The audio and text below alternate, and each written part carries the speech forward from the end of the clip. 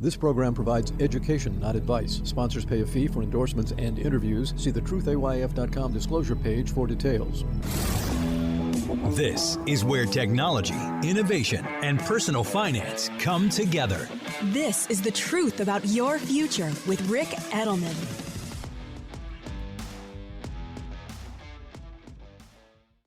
Invesco QQQ is proud to sponsor The Truth About Your Future, and even prouder to provide access to innovation for the last 25 years. Invesco QQQ. Let's rethink possibility. Invesco Distributors, Inc.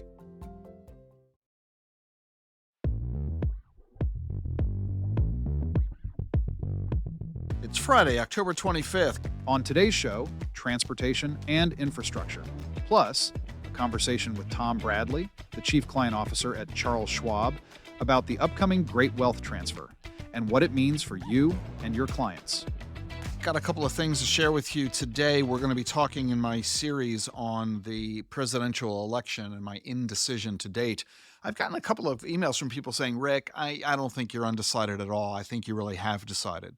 Some of those folks are accusing me of already having decided to vote for Donald Trump. Others are accusing me of having already decided to vote for Kamala Harris. I'm telling you, I'm undecided.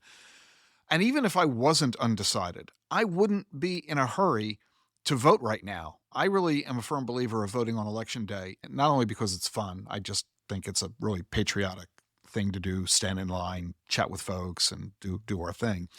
But, I want to delay the decision as long as possible because you never know what might happen between now and Election Day. I'm not going to speculate about, God forbid, awful things occurring, but those so-called October surprises, I don't want to vote now only to have something happen in the next week and a half that could cause me to say, whoa, I wish I hadn't voted for that person. Anyway, I'm not in any hurry to make a decision, but I promise you I will, and I'll announce it next week after I figure all this out. We're getting into the home stretch today, transportation and infrastructure. But before I get to that, I also have a question that I'm going to answer from David in New Hampshire on publicly traded assets versus privately traded assets, public stock versus private stock. Before I get to David, though, I just have to share with you a story. I'm just annoyed. I got scammed. Gene and I got scammed this past week. It was harmless. It wasn't a big deal. In the end, it turned out just fine. Put it in the annoying category and the subject of funny conversation. But nevertheless, we were scammed. Bottom line is, I am never using StubHub again. I'm convinced, and I'm not blaming StubHub, but the jerk seller we ended up interacting with. Here's the story. Many months ago, a bunch of friends of ours said, hey, did you hear that the Eagles are performing at the Sphere in Las Vegas? I mean, who doesn't love the Eagles? And the Sphere is getting a lot of really cool attention because it's, it's just very cool. I actually have been in the Sphere. I went last January when I went to the Consumer Electronics Show. I went to check out the Sphere. I mean, how could you not? It's a hot tourist attraction in the city right now. And it is very cool. The technology is awesome. The video and audio is just really astonishing. The place is massive. It's huge, 12,000 plus seats, I think. Anyway, everybody was saying, hey, let's all do a trip together. Let's go to Vegas for the weekend and let's go see the Eagles at the Sphere. So, somehow, I don't know how, but somehow I'm the guy who got stuck with organizing and arranging the whole damn trip. So put it all together. Ended up to be 20 of us, 10 couples went to Vegas for 4 days, this past Thursday through Sunday. We chose Saturday night, which was their final performance, although they have since added more shows for next year. Gee, what a surprise. Anyway, Gene and I have seen the Eagles many, many times, all the way back starting in the 1970s. We're a big fan. Everybody's a fan of the Eagles, right? And so we all go out, and I arranged for the dinners for us all, and I arranged for a couple of other shows. I bought the tickets for 2 other shows since we were going out Thursday night, Friday night with the Eagles on Saturday night. But when it came to the concert, I said to everybody, you're on your own. Everybody buy their own tickets. None of us can get tickets direct. We have to go to the aftermarket. So I'm not doing that for everybody. Everybody go on your own. Buy whatever seat you want to buy, and we'll all walk together to the theater, and we'll get together after the concert, and that'll be that. So Gene and I, on our own, went to a ticket reseller. We ended up using StubHub. I have never used StubHub before, and my team has gotten me tickets using other sites and never had a problem. And it's always been the same way, no matter where I've gotten my aftermarket tickets for Broadway shows or concerts or theater or what have you. You do the deal online, you pay your money, and they immediately email you your tickets. And there they sit in your Apple Wallet on my phone until the date of the event. So we buy the tickets for the Eagles on StubHub from a ticket reseller, and the tickets don't show up. So we check into this, and they said to us, oh, the seller isn't required to send you your tickets right away. You'll get your tickets in a couple of months as we get closer to the concert. Well, that's odd, I thought, but okay, this is the way it works on this site. Didn't give it any further thought. July comes along, August comes along, no tickets. We contact them and they give us the same story. Seller's not obligated to give you the tickets in advance. You'll get the tickets prior to the show. It's now the week of the concert. We're getting ready to fly to Vegas and still no tickets. We go to Vegas. We're in Vegas. We're doing our thing in Vegas. No tickets. We contact them and they say, oh, the seller will deliver them to you this week. No. Then they said the seller will deliver them to you on Saturday. The concert is Saturday night. And the seller has the opportunity to send you the tickets by 4 p.m. Really? The concert's at 8:30.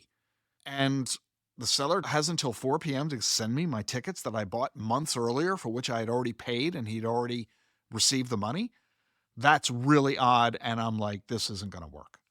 Sure enough, at around, I don't know what it was, noon, 1 o'clock in the afternoon, we get an email from StubHub informing us the seller is unable to provide us our tickets. And the seller has offered an alternative set of tickets, which were vastly inferior. I mean, Gene and I paid thousands of dollars for this pair of tickets in the best seats in the house, which everybody told us was level 400, or was it level 200? I don't know, whatever level it was. Not on the floor, because this is a huge, massive planetarium-style sphere, and you don't want to be on the floor where you're craning your neck straight up in the air looking at the ceiling. You want to be up higher so that you can get a good view of the whole place, but combination of the stage and the environment. So we paid for primo tickets, paid primo dollars, and now the seller is telling us a few hours prior to the concert, sorry, can't deliver the tickets. I'm offering you alternative tickets that were down, you guessed it, on the floor. Terrible tickets. We rejected that offer and said, no, I don't want those tickets. I want the tickets you were promising us. He said no. We went to StubHub. StubHub said, sorry, we have a price guarantee.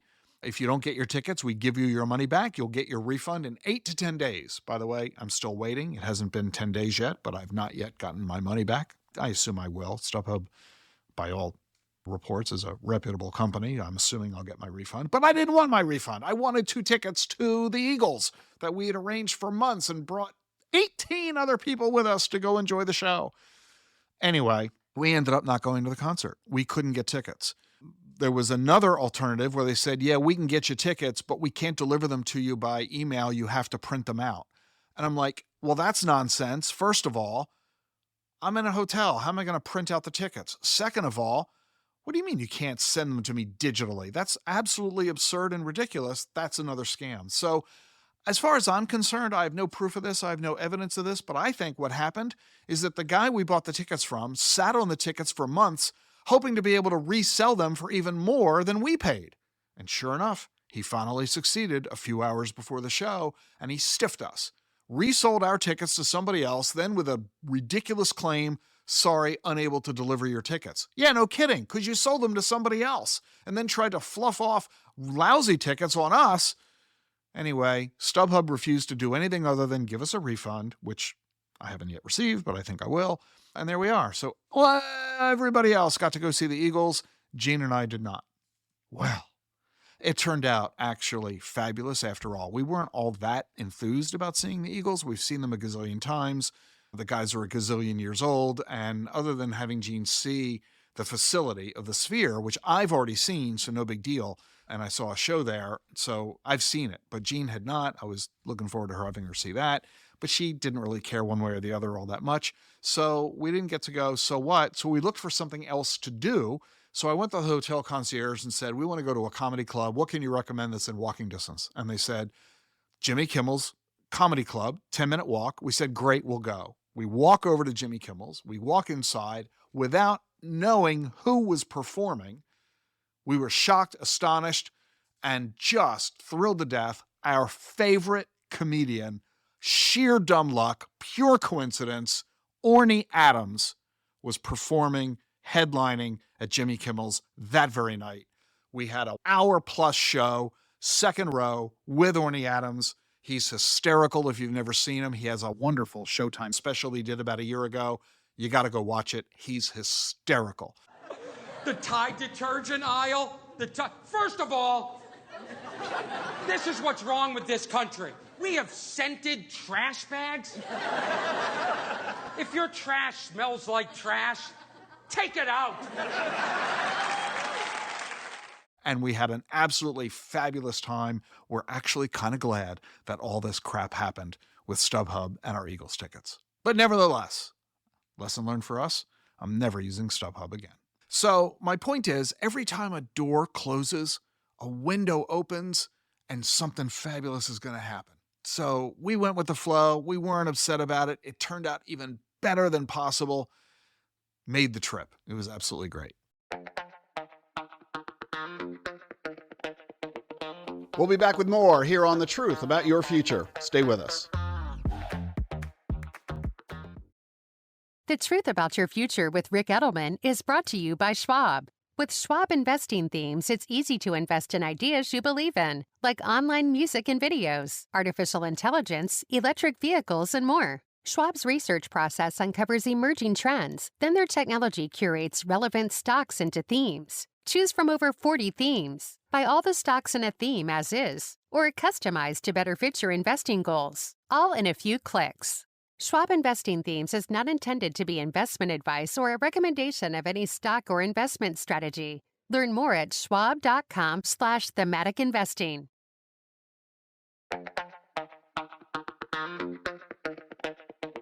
Welcome back to The Truth About Your Future. Okay, let's move on. David in New Hampshire, he wrote to me the following. Hi, Rick. I listened with interest to your podcast on private assets. As a new retiree, my goal is to use our investment portfolio to provide a stable, inflation-adjusted income stream for however long my wife and I may live, plus be a blessing for our children, including after we pass. As the number of publicly traded stocks shrinks and the number of privately traded assets grows, how do I deal with what I see as the risks and problems of private investments? I'm talking about high investment minimums, large commissions and fees, a lack of liquidity, and a lack of transparency. I recall your podcasts of several years ago where you regularly railed against Apple REITs, a private investment that suffered from these problems to the detriment of its investors. Yeah, you're right, David. This is the dilemma. This is the challenge. For those who are unfamiliar with this, because the podcast was quite some time ago, the issue is this. There are only about 3,500 stocks publicly traded in America today. There were over 10,000 15 years ago. Companies are leaving the public markets because of the onerous regulation that exists in the financial markets today. The cost of operating as a public company is so onerous that many companies are saying, the heck with it. We're pulling our stock out of the market. We're leaving the New York Stock Exchange. We're leaving NASDAQ, and we are going to once again be a private company. I did that. My company was publicly traded at one point, and after a couple of years of dealing with Sarbanes-Oxley, I said, the hell with this. Dodd-Frank, the hell with you. And I took the company private. This was great news for me and my few fellow private equity owners. It was a real shame for the public who lost the opportunity to invest alongside me in the company. But that's the way it was, because I was spending $2 million a year on compliance with Sarbanes-Oxley. That $2 million did not benefit my clients. It did not benefit the shareholders. It did not increase safety for anybody. It merely enriched the lawyers and the accountants who were handling the legal compliance obligations. It served no useful purpose. And by going private, I saved myself $2 million a year. So this is what's happening. This is what's going on. The problem is that ordinary investors who are trying to invest in the stock market have fewer stocks to choose from. Secondly, a huge number of wonderful companies you would like to invest in, you can't because they're private.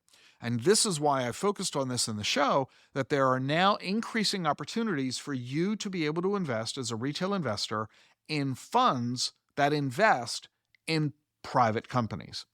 But what David is concerned about are the risks inherent in doing so.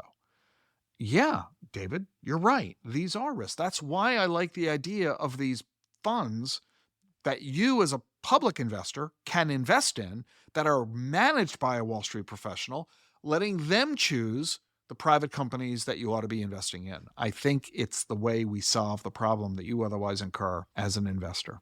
It's why Gene and I are doing a lot of private investing, because the opportunities there, in many cases, are bigger and better, in my view, than the opportunities available in the public markets. But unfortunately, most investors are limited to the public markets because of the limited amount of money that they have to invest. That's the situation that our regulators and our members of Congress who have created all those laws have foisted upon us. Coming up, our discussion of transportation and infrastructure. Stay with us for more here on The Truth About Your Future. Invesco QQQ is a proud sponsor of The Truth About Your Future with Rick Edelman. Want to rethink what's possible? How about being an investor, not just in your future, but the future? Well, it all starts with Invesco QQQ. For more than 25 years, this single ETF has given investors a direct line to the NASDAQ 100. That's 100 leading innovators behind advances in personal tech, science, and robotics, just to name a few. And you can access it all with Invesco QQQ. Let's rethink possibility. There are risks when investing in ETFs, including possible loss of money. ETF risks are similar to those of stocks. Investments in the tech sector are subject to greater risk and more volatility than more diversified investments. The NASDAQ 100 Index comprises the 100 largest non-financial companies on the NASDAQ. You can't invest directly into an index. Before investing, consider the fund's investment objectives, risks, charges, and expenses. Visit Invesco.com for prospectus containing this information. Read it carefully before investing. Invesco Distributors, Inc.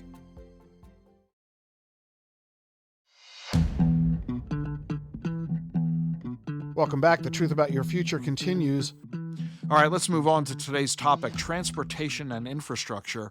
If you haven't downloaded my Excel spreadsheet, I encourage you to do so. It's free. It'll help you reach a decision if you're undecided like me, or help you validate, confirm the decision you've already made as to how you ought to be voting for the presidential campaign. 34 topics. You can rank the 34 based on how important each issue is to you and how closely aligned your view is with your preferred candidate on that issue, Trump or Harris, so that you can quantify your voting rather than just shooting from the hip and going based on gut instinct. Anyway, today's topic, transportation and infrastructure. The Urban Institute looked at 1,000 federal infrastructure programs that were paid for by the Department of Transportation. They paid this money out to cities and towns all across the country. How did they do that? They asked the cities and towns to ask for the money. So these cities and towns were applying for grants to the Department of Transportation. The money was provided to DOT from Congress as part of the federal budget, and DOT said, we need to spend this money on infrastructure around the U.S. We don't know what the infrastructure projects ought to be that the money should be used for. We want the cities and towns and states to ask us for the money that they want to use it for. They'll tell us what they want to use it for. We will look at the grant applications and we will choose, says DOT, which projects to fund. So the Urban Institute looked at 1,000 of these infrastructure programs that DOT approved, that they paid for. In the Trump administration, 40% of that grant money went to projects that involved building new highways or making existing highways bigger. 40% of the grants went to that. In the Biden administration, only 10% of the grants went to highways. The rest of the money went to public transit programs, pedestrian sidewalks, and lanes for bike riders. Trump did very little of those things. See, in the Trump administration, Elaine Chao was the Secretary of Transportation. She emphasized support for road projects, stuff that helps move cars.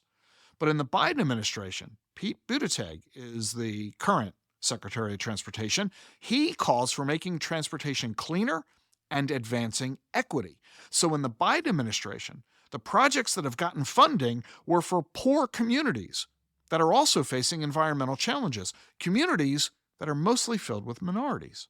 The grants issued in the Trump administration went mostly to white communities.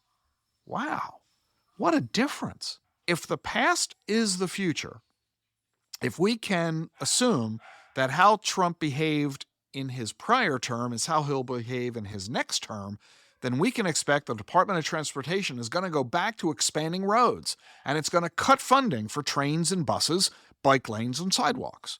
If Kamala Harris wins, we can predict that she'll probably keep doing what Joe Biden was doing. And that means ignoring the needs of people with cars in favor of focusing on poor communities where people depend more so on public transportation. Makes sense? Does to me. So that's where the decision lies. Do you like the Trump approach of focusing on cars, which moves the economy, or do you choose the Harris-Biden approach, which is focusing on people who don't own cars, who are dependent on public services to be able to get to work and have a job in the first place, and maybe even make enough money in that job to one day buy that car and move up mobility-wise economically?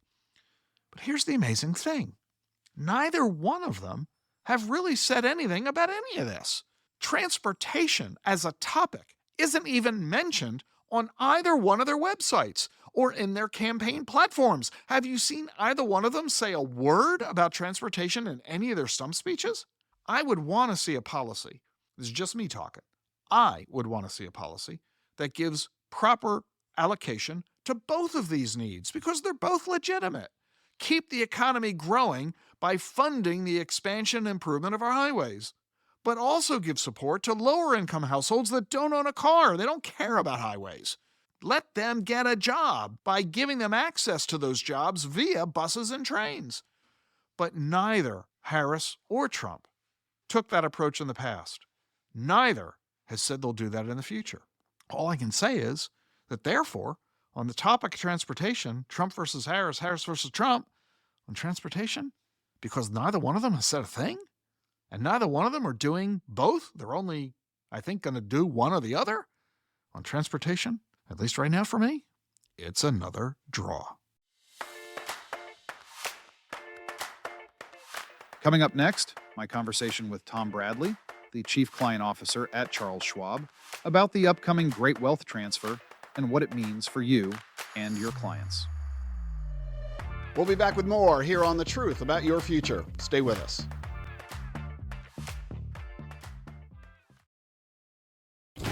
Electricity, a big idea that's inspired countless new ones. From powering the light bulb to virtually powering our entire lives. 30 years ago, State Street launched the Spider S&P 500 ETF, SPY. A big idea that inspired the world to invest differently, and still does. What can you do with SPY? Before investing, consider the fund's investment objectives, risks, charges, and expenses. Visit ssga.com for a prospectus containing this and other information. Read it carefully before investing. SPY is subject to risks similar to those of stocks. All ETFs are subject to risk, including possible loss of principal. Alps Distributors, Inc. Distributor.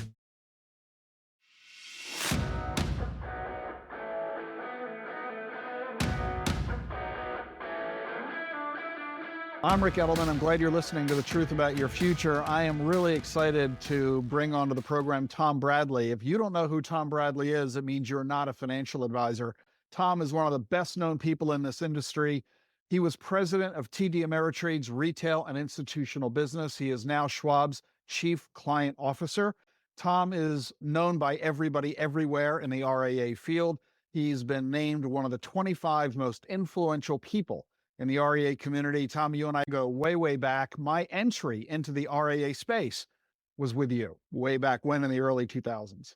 Yeah, it was, Rick. Geez, going way back, we had dinner in New York. It was the two of us, and I think we had Joe Mowgli with us as well. And that dinner kicked off a multi-decade of wonderful relationship where both our businesses really took off. And so I'm really glad to talk with you here today. We're going to talk specifically about what, Tom, you refer to and a whole bunch of others, the Great Wealth Transfer. And we're going to talk about the trends that are going on in the RIA industry affecting advisors and thereby affecting clients. If you're not an advisor, if you're an investor who works with an advisor, you're going to get a behind the scenes look at the big issues that are affecting the industry right now. You're really going to enjoy this conversation. First off, Tom, talk about the Great Wealth Transfer. What is it, and why should advisors care? Well, the Great Wealth Transfer, Rick, is pegged to be approximately close to $70 trillion in assets that will be passed on to the next generation as individuals pass on or decide to gift before they pass away. They decide to gift assets to their heirs. And so the big issue here is twofold. One, for the advisor, you're managing a big book of clients, you're managing tens of millions, hundreds of millions, in some cases, billions of dollars of assets. If those clients of yours die and they pass their assets to their kids, you don't have any clients anymore. You don't have any assets to manage. So advisors have to care about this issue. Big time. It's a huge opportunity for advisors, but it's a retention opportunity, number one. That's the number one priority. And they really need to think about the boomers that they have as clients, because that's really where the transfer is coming from. It's going to move from the boomers to the Gen X's, the millennials, the Gen Zs. And advisors have to really be thinking about how do you make those connections to those next generations so that essentially they don't get fired when their clients pass away or when their clients give assets to those other generations. In fact, instead of losing the client when they die and therefore losing the assets because the assets pass to the children and grandchildren, instead of having one client who had $1 million, now you might have 4 clients who each have a couple of $100,000. So it's an opportunity not only to keep the assets, to broaden the client base with a younger set of clients and perpetuate the practice as you go. So yeah, retention is really the key, retaining the assets and serving the next gen. What do you think, Tom, is the most important step an advisor can take to make sure that happens?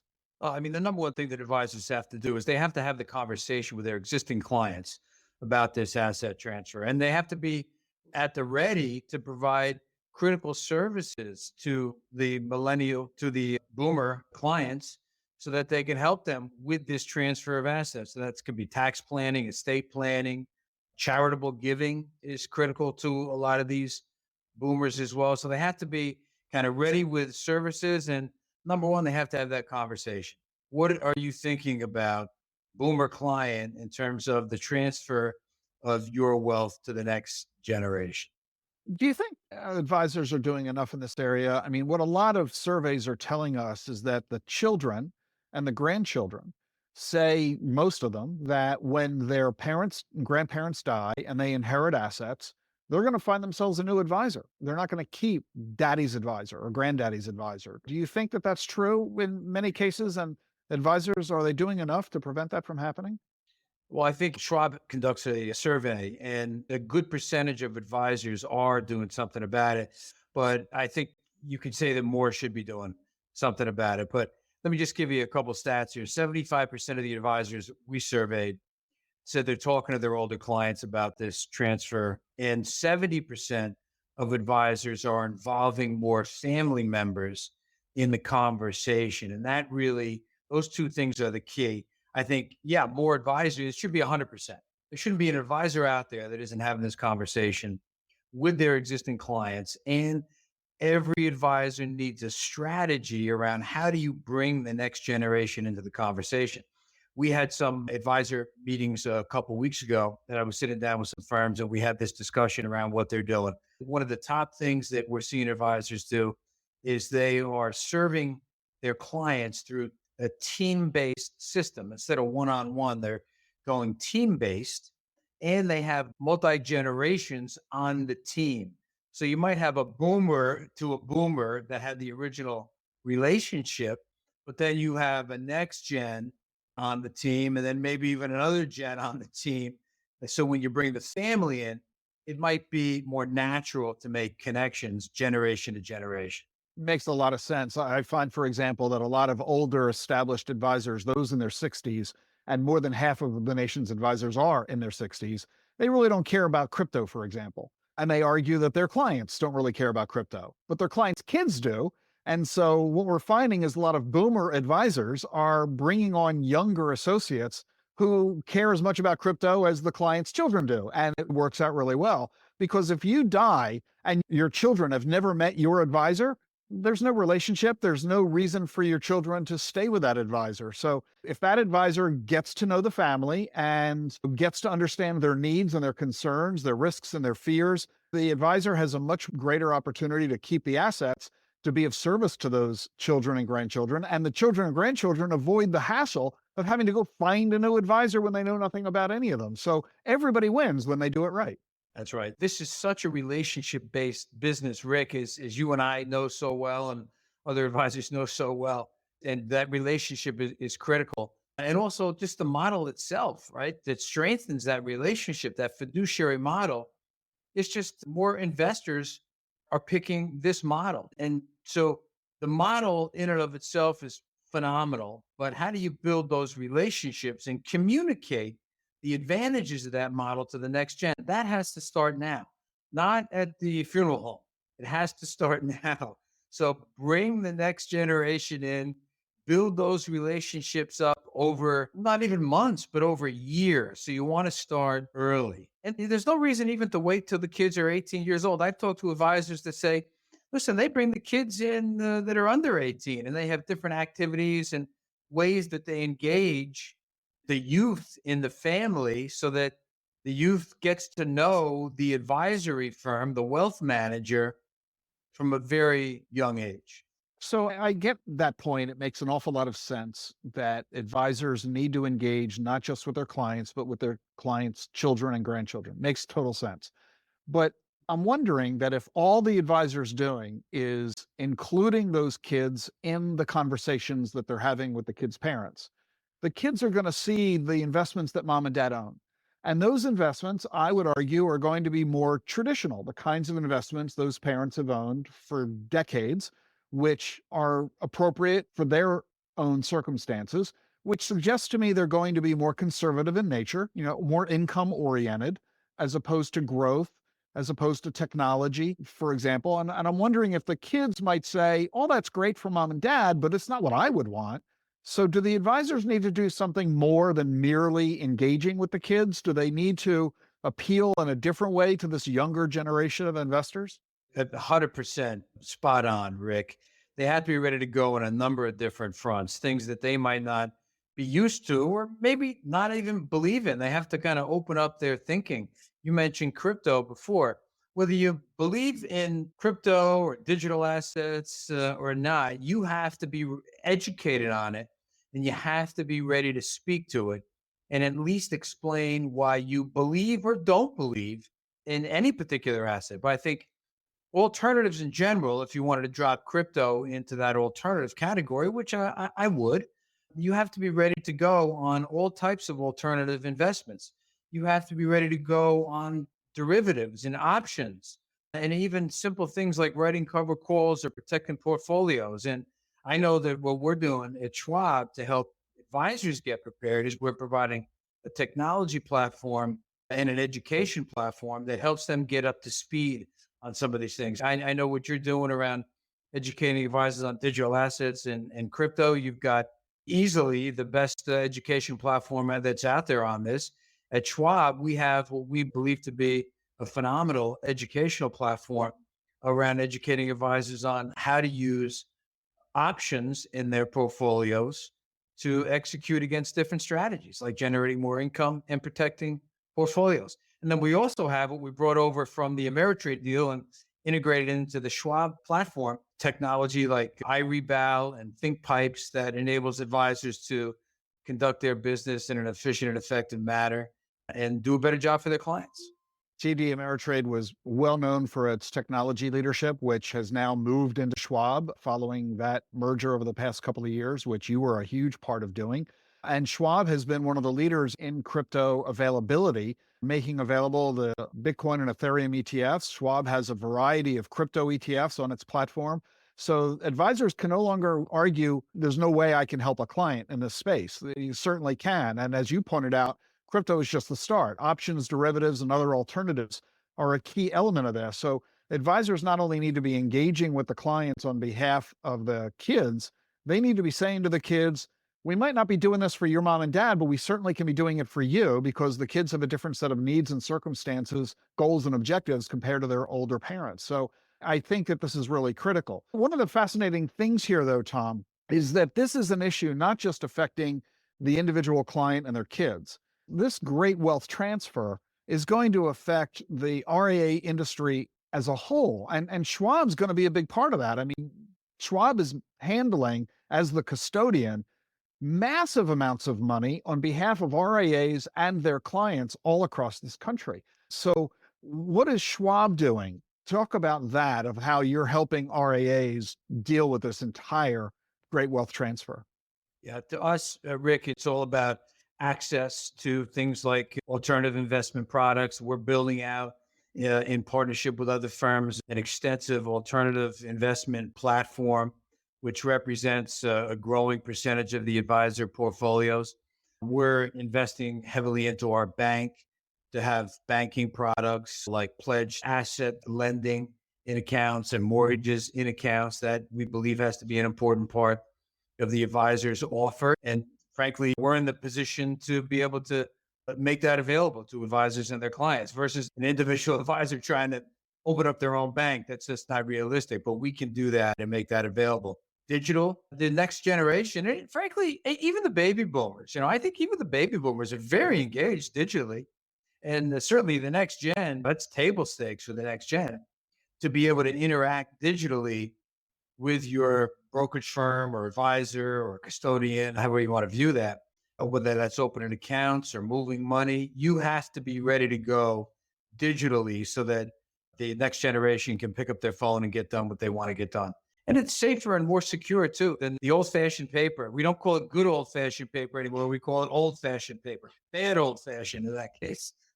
I think we all moved to the digital age grudgingly as we changed how we ran our businesses. But now looking back, we regret we didn't do it sooner because the digitization has made life so much easier, faster, safer, cheaper than ever before. So much more efficient and effective for everyone. It's better for the advisor, better for us, but more importantly, it's better for the client. You mentioned one thing in passing, and that's charitable giving. The survey also that you cited earlier that Schwab had conducted, you found that 75% of advisors are helping their clients with charitable giving. Schwab's got something that I'll call a pretty well-kept secret, although it's pretty darn big, and that's the Schwab Donor Advice Fund. Talk about that and how advisors are using that to help their clients when it comes to charitable giving. Yeah, the donor advice fund that we make available is really just a fantastic product so that the advisor can open up the account on behalf of the client, or the client opens it up and gives the advisor authority over the account. And the client can donate a chunk of assets today or in a particular year. They can align that with their tax planning, and then they'll have those assets available to distribute over a period of time and donate to other charities. It's really extremely popular. It's a growing nonprofit for us, so to speak. And if advisors want to engage more with their clients on charitable giving, I highly recommend it. If you're interested in talking more about it, any advisor can pick up the phone and talk to their relationship manager, or if you're having trouble figuring out who you speak to, always feel free to email me directly. Everybody at Schwab is easy to reach. It's first name dot last name at schwab.com. So in my case, tom.bradley at schwab.com. Works for everybody except for Chuck. I'll try it with Chuck. And we've got a link in the show notes to Tom's email address, and he's going to get bombarded, but Tom's okay with that. One last thing I want you to be able to brag about. There are lots of industry conferences every year. This industry, you could argue, is overconferenced. I host 4 of them myself. I'm part of the problem. But Schwab's annual Impact Conference is widely regarded as perhaps the most significant and influential. Thousands of financial advisors attend every year. This year's event is November 19 to 21 in San Francisco. Talk about Impact and why it's the place to be for advisors. Oh, it's just an incredible event. We highly recommend you attend if you haven't been there before.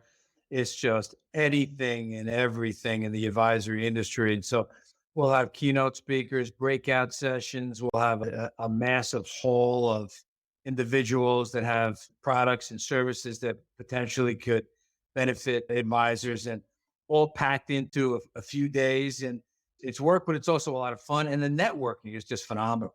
So, I mean, just incredible network. And we always get very high marks for that as well.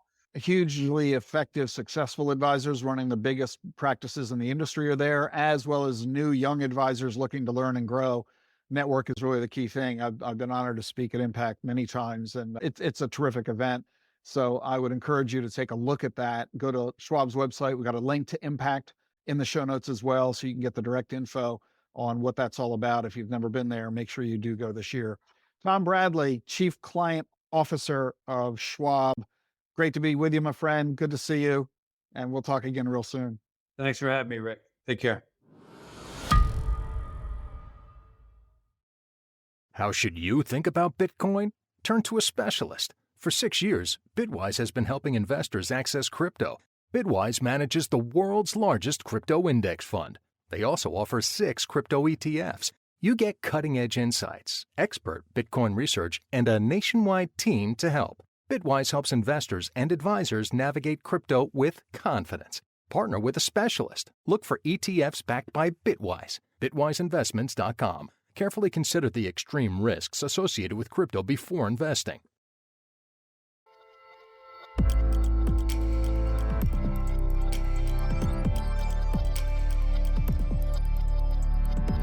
On Monday, we tackle unions and Veterans Affairs. I'm glad you're with me here on The Truth About Your Future. If you like what you're hearing, be sure to follow and subscribe to the show wherever you get your podcasts, Apple, Spotify, YouTube. And remember, leave a review on Apple Podcasts. I read them all. Never miss an episode of The Truth About Your Future. Follow and subscribe on your favorite podcast app. Increased awareness and actionable intelligence about the forces that are shaping our world. This is The Truth About Your Future with Rick Edelman.